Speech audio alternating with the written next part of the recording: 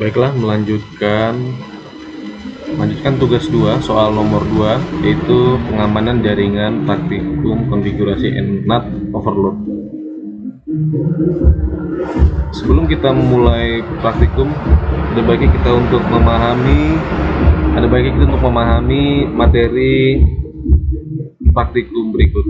NAT, Network Address Translation, merupakan suatu mekanisme pemetaan serangkaian alamat IP ke alamat IP tertentu dengan cara memodifikasi informasi alamat dalam header suatu paket IP pada saat transit di suatu perangkat jaringan. NAT memiliki fungsi untuk 1. Menerjemahkan alamat IP private ke dalam IP public sehingga host yang terpasang IP private dapat terhubung ke jaringan internet. Yang kedua, menghemat penggunaan IP public. Dengan menerapkan mekanisme NAT, beberapa host yang menggunakan IP private dapat terhubung ke internet melalui satu IP public. Yang ketiga, menyembunyikan alamat IP pengirim sehingga penerima tidak mengetahui alamat asli dari pengirim. Baiklah, langsung saja kita mulai soal nomor 2-nya. Sekarang kita buka bahan praktikum, yaitu NAT overload. Di sini saya sebelumnya sudah mendownload bahan praktikum yang disediakan di halaman sifst.ut.ac.id/praktikum. Langsung saja kita buka.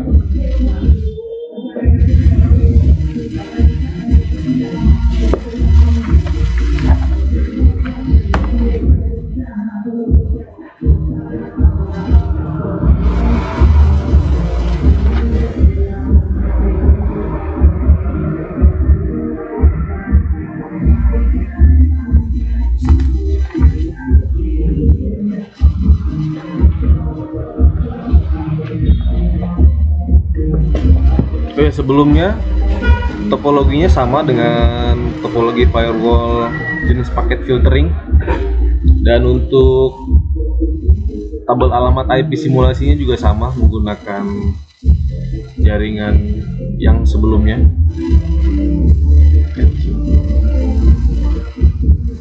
Kita lihat dulu isi tabel dari masing-masing perangkat, apakah sudah sesuai sama yang di BMP. Bisa ditarik-tarik aja ya.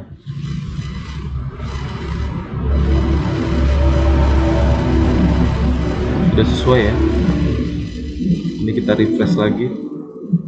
Langsung saja di sini kita pastikan PC yang terdapat pada jaringan 192.168.10.0 dan PC yang terdapat pada jaringan 192.168.30.0 ini dapat mengakses web dan FTP server yang terdapat pada network 192.168.20.0. Kita coba saja ya.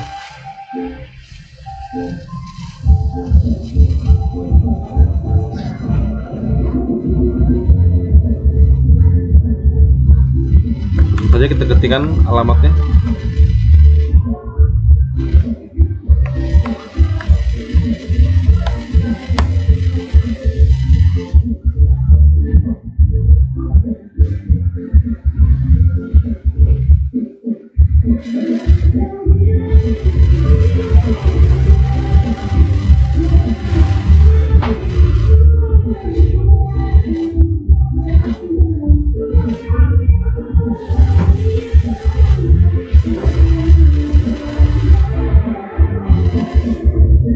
Nah, ini dia request timeout karena dia tidak berhasil.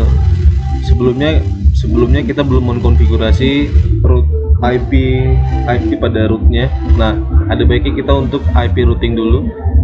IP routing dapat kita lakukan melalui command line, atau kita kalau untuk cara cepatnya kita pakai GUI saja. Kita pakai GUI. Dari sini aja langsung. Nah, misalkan dari router 1 kita mau menuju ke alamat network 192.168.20.0. subnet mask. Next hopnya kita lihat di sini, interface yang dilewati atau pintu yang akan kita lewati adalah sel SE0/1/0 ya. Itu alamatnya 192.168.50 ya. Lalu selanjutnya kita coba mengkonfigurasi antar dua jaringan yang terdapat pada router 1.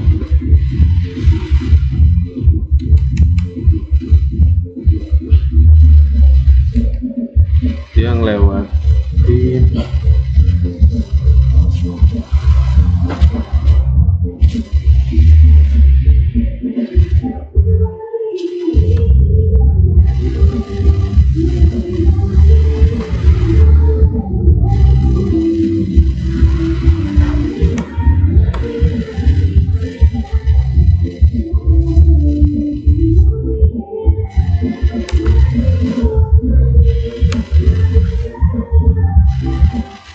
sudah.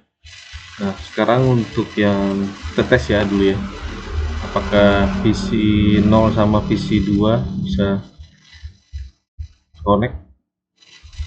Tes lagi,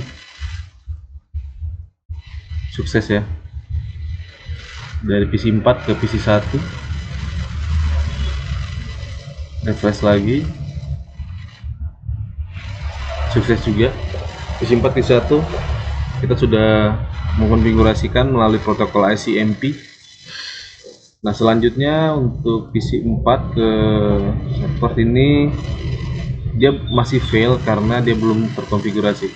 Nah, baik, sebaliknya kita akan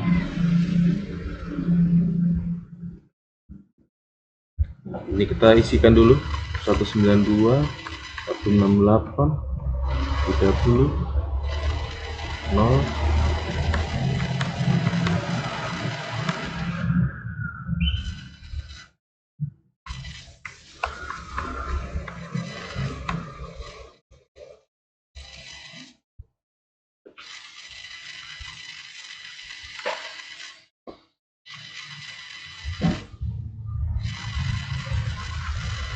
Sudah.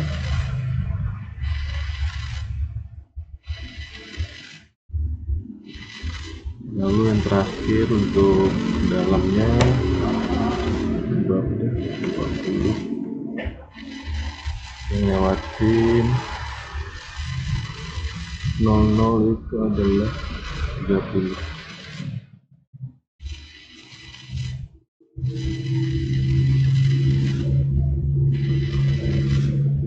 Oke, udah. Kita refresh lagi. Sekarang kita coba untuk di scale.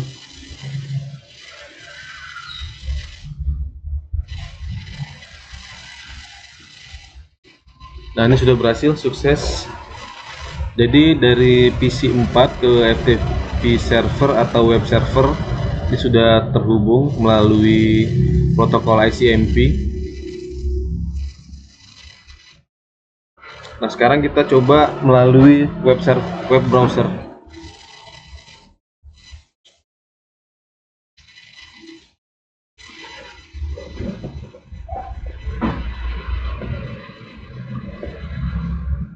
Kita coba masukkan lagi.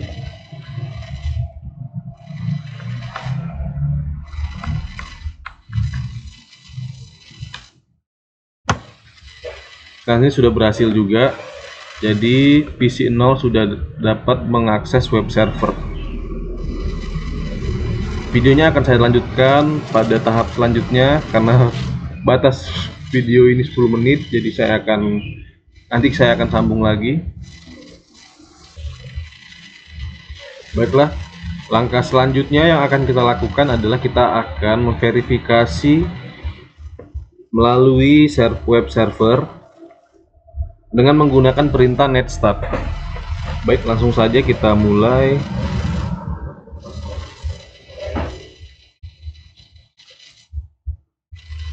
Kita ketikkan perintahnya.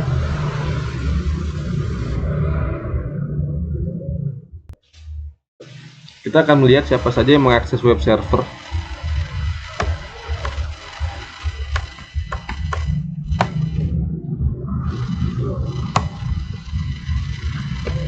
Nah, ini dia.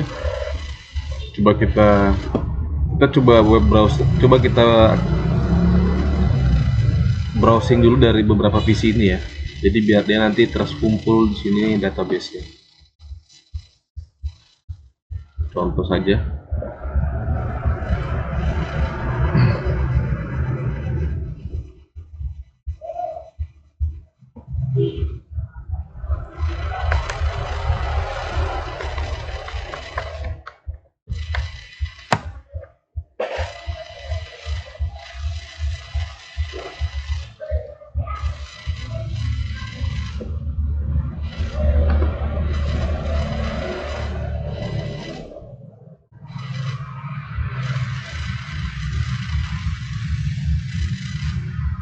Coba kita nyalain dulu.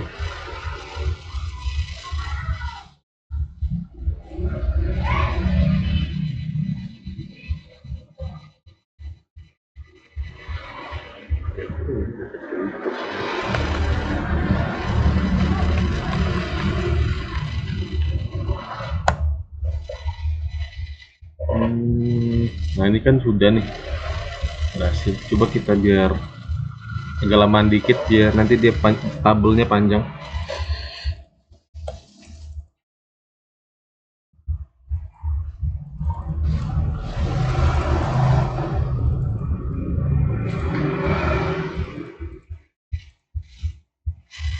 Kira-kira sudah. Coba kita masuk lagi.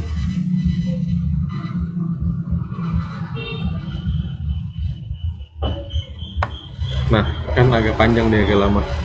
Jadi di sini terlihat PC yang mengakses web server itu di alamat IP 192.168.10.6. Langkah selanjutnya kita akan mencoba mengakses FTP server pada salah satu PC. Kita coba di PC 4.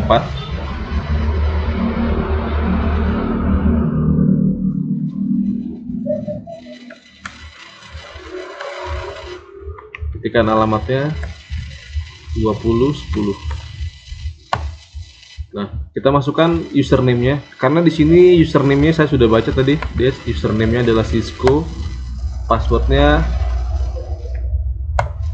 Nah, kita sudah masuk ke dalam program Cisco FTP. Kita sudah verifikasi.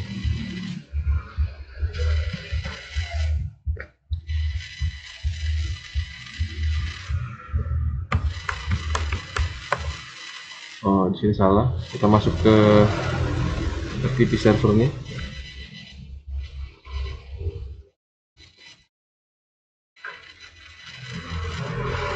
Masuk start lagi.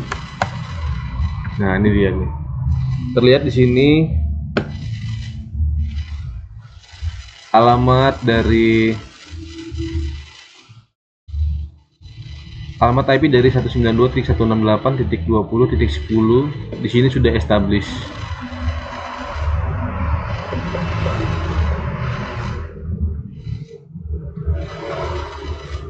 Nah, di sini dia di alamat IP 192.168.10.7 ini adalah alamat host yang mengakses web server. Langkah selanjutnya kita akan mengkonfigurasi router. Skenario ini yang digunakan pada program ini melakukan konfigurasi NAT pada router 1 sehingga dapat memenuhi kondisi berikut. Semua PC yang terdapat di jaringan 192.168.10 yang PC 0 dan PC 1 ini dapat mengakses layanan web dan FTP server. dengan memanfaatkan fitur NAT sehingga web dan FTP server tidak mengenali alamat pengirim asli yang berasal dari network 192.168.10.0 ini. Yang kedua, semua PC yang terdapat di jaringan 192.168.30.0 dapat mengakses layanan web dan FTP server. Tetapi web dan FTP server masih mengenali alamat asli pengirim yang berasal dari network ini 192.168.30.0. Langsung saja kita konfigurasi melalui command line.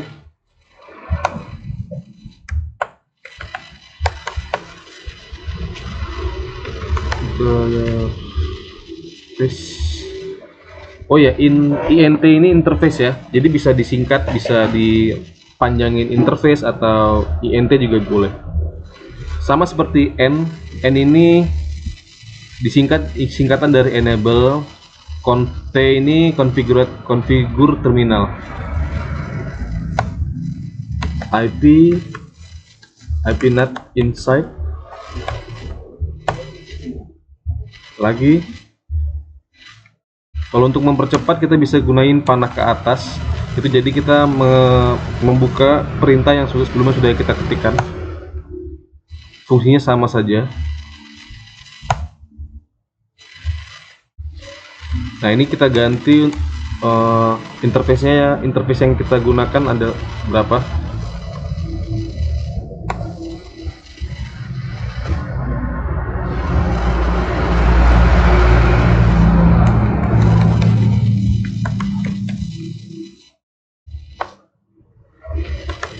Exit ini bisa exit atau bisa EX juga bisa. Nah, enaknya Cisco tuh begitu, jadi dia nggak case sensitif. Akses list 1 permit 92.168.10.0.0.0. Ini alamat, oh ya, ini alamat broadcast atau ya, ini alamat broadcast. IP NAT inside source list 1 interface S1 overload.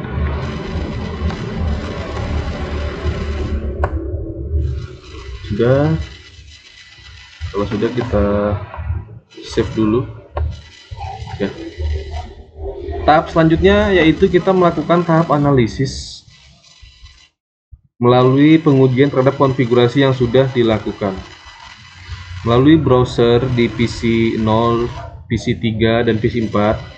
Akses web server, kemudian kita lihat hasilnya, hasil konfigurasinya seperti apa. Oh, iya.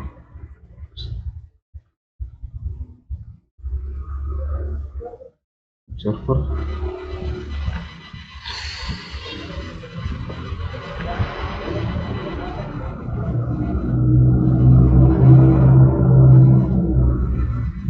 gini nih, responsif.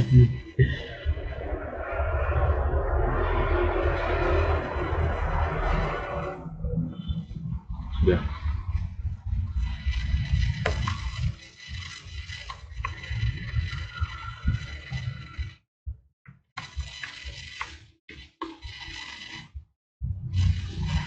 Nah, ini welcome to web server. Coba kita tes di dua PC yang lain. Jadi memang kalau pakai aplikasi itu jangan dipaksain ya, apalagi kalau laptopnya memang kapasitasnya rendah. Yang seperti ini saya pakai 8 GB, jadi memang karena banyaknya aplikasi yang digunakan, jadi dia saling bertabrakan atau makin berat.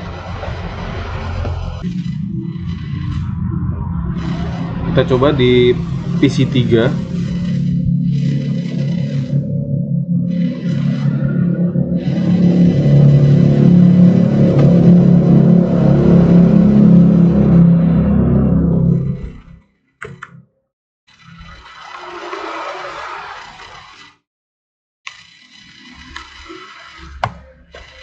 Nah ini nggak berhasil dia, kayaknya nggak bisa.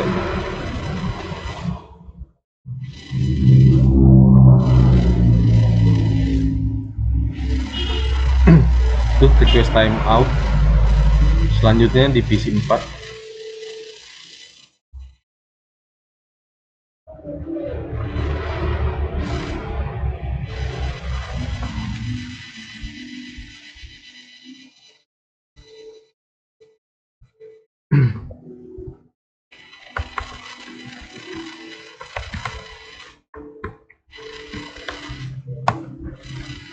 Sama nih request time out juga.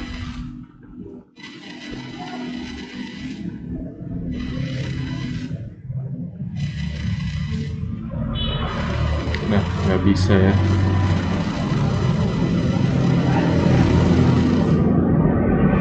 Sekarang kita verifikasi menggunakan netstat di command prompt yang terdapat di web server.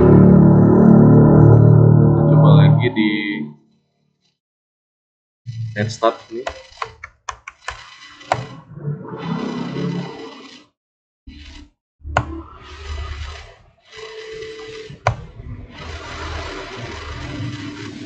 Coba kita agak lama-lama dikit ya.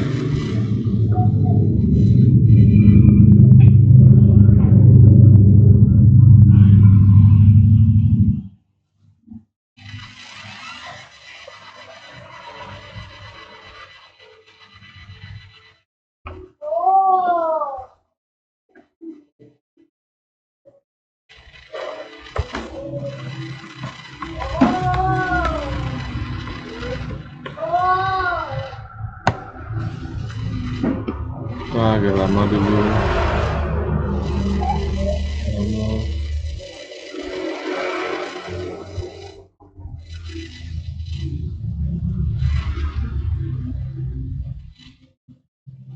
Cukup, coba kita balik lagi ke web server.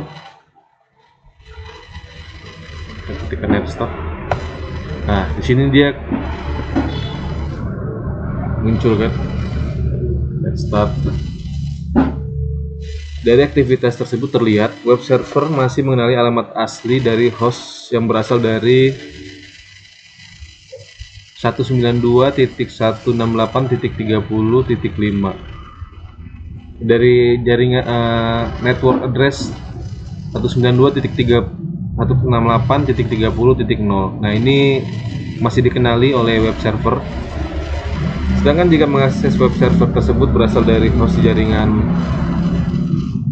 192.168.10.0 ini, web server mengenali host tersebut memiliki alamat 192.168.50.1. Baiklah, proses penerjemahan alamat yang dilakukan melalui mekanisme NAT dapat diverifikasi pada router 1 dengan menggunakan perintah sebagai berikut.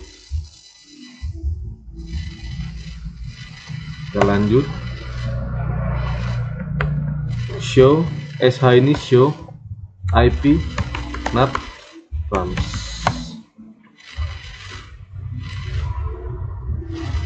Nah ini dia. Kita akan lakukan hal yang sama terhadap layanan FTP dan lihat hasilnya. Nah, kira-kira seperti itu tadi tugas penjelasan kita pada tugas soal nomor 2. Saya harap dapat nilai yang baik. Terima kasih Bapak Tutor atas kesempatannya. Saya ucapkan terima kasih dan selamat sore.